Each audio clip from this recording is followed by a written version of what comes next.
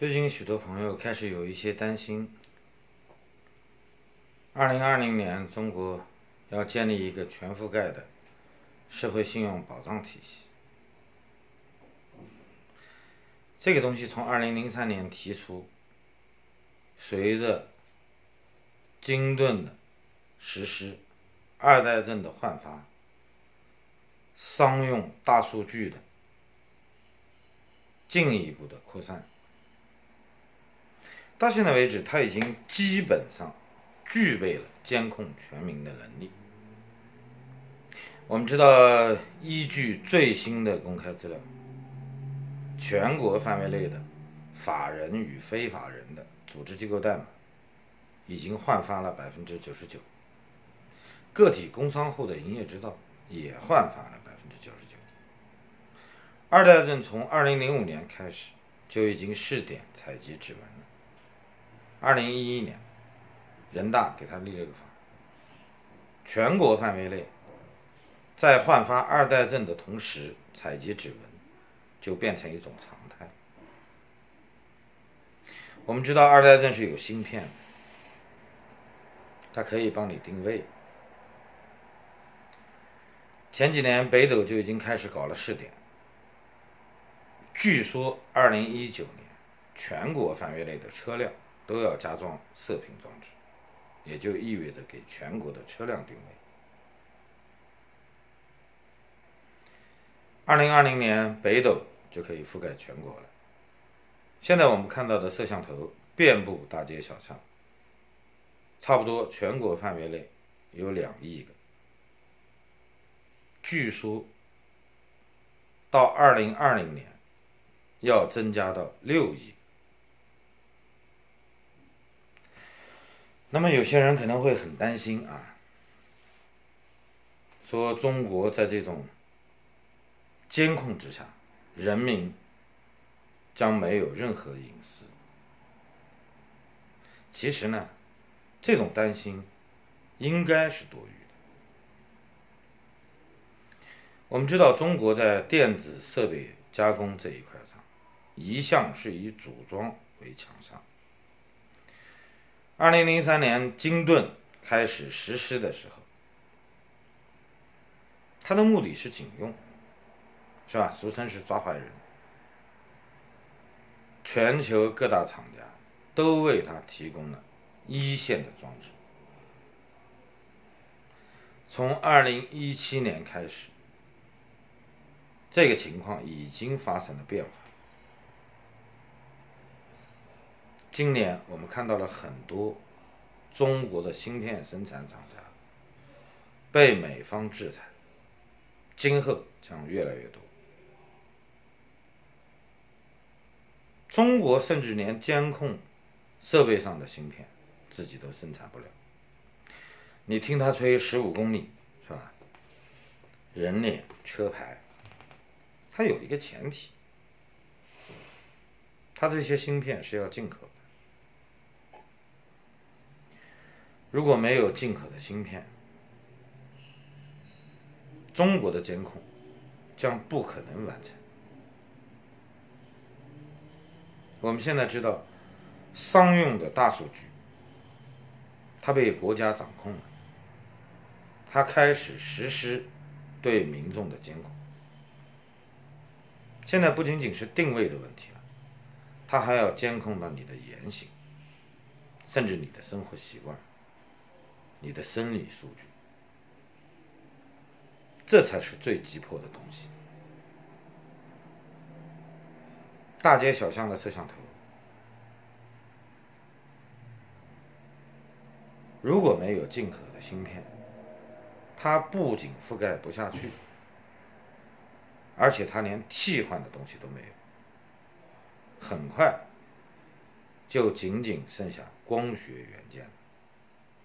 不用担心这些东西。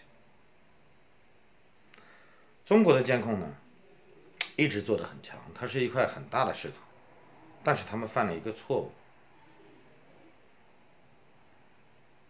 他们在全国范围内实行的过程中，他们过度的依赖于进口的设备。中国到目前为止没有自己的电脑操作系统，所有的操作系统都是依据国外已经开发的系统，它是一种衍生品。那么芯片生产更是这样，根本就没有能力去建立自己的体系。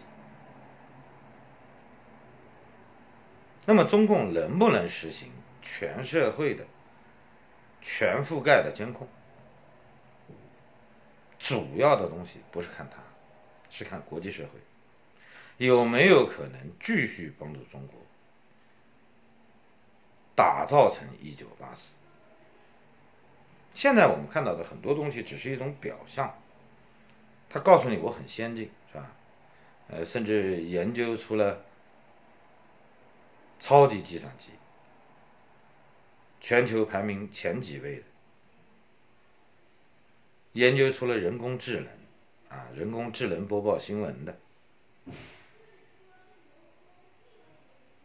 那么站在地铁口，站在主要的交通要道，戴个眼镜就能扫描，就能发现逃犯。这些东西没有一样是中国自己可以生产的，都是靠大量的进口。它的元件很简单，就是芯片。你生产不了的时候，这个东西就是依托在西方国家向你出口。那么一旦人家不出口呢，你自己还能监控吗？军队系统、银行系统，各大关乎中国重要的一些枢纽，包括铁路，所有的这些主干的设备都是依赖进口。我们现在看到有很多人被请去喝茶，或者说派出所出面来询问，要求你不在外国的媒体上、社交软件上去浏览、去发声，俨然是一片白色恐怖。我们看到很多媒体人，很多原来愿意说话、愿意说一点点真话的人，都被晋升了。那么人们对未来有很大的担忧，担忧未来的中国，政府对人民的监控将越发的严苛。其实我们没有那么多的恐惧，就像罗斯福说过的一样，我们最大的恐惧就是恐惧本身。人吓人会吓死人的，以讹传讹的东西呢，其实没必要。政府宣传什么，你也没有必要刻意的去听，你看一下他能不能做到就可以了。美国现在每年出口的电子元器件、电子设备大概是3000多亿美元，中国进口的是2000亿左右。现在我们周边的国家正在作为替代国，如果西方整个半导体行业的调整一旦落实好，中国的芯片进口将变得更为困难。在全国范围内监控人民，它需要什么？它最需要的就是芯片，无论是防火墙还是监控的摄像头，所有的芯片技术中国都不掌握。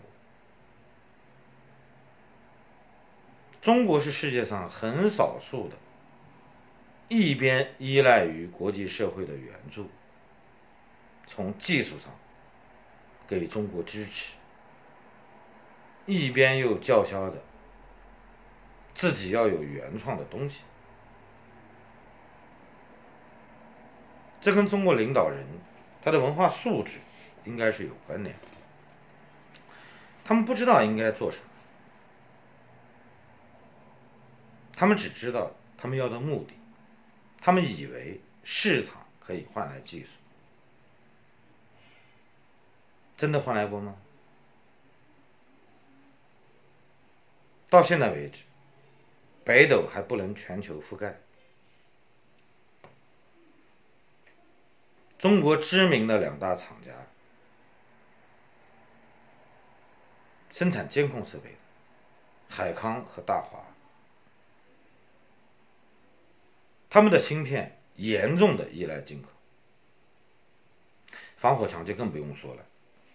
我以前曾经谈过这个问题。那么失去了这些，他依靠什么来建立社会信用保障体系呢？前期的一些东西，即便有，社会每天在发展，人的言行也会不断的更新。企业今天活了，明天死了，是吧？后天还有新注册。所有的大数据，它完全依赖于现行的科技技术。一旦西方关闭了对你出口的这个通道，不要说监控，更加严苛的监控，连仅仅是维持都做不到。所以我们真的没必要担心这么多东西，我们只需要关心自己的生活。更多的人敢站出来说话，就足以改变中国。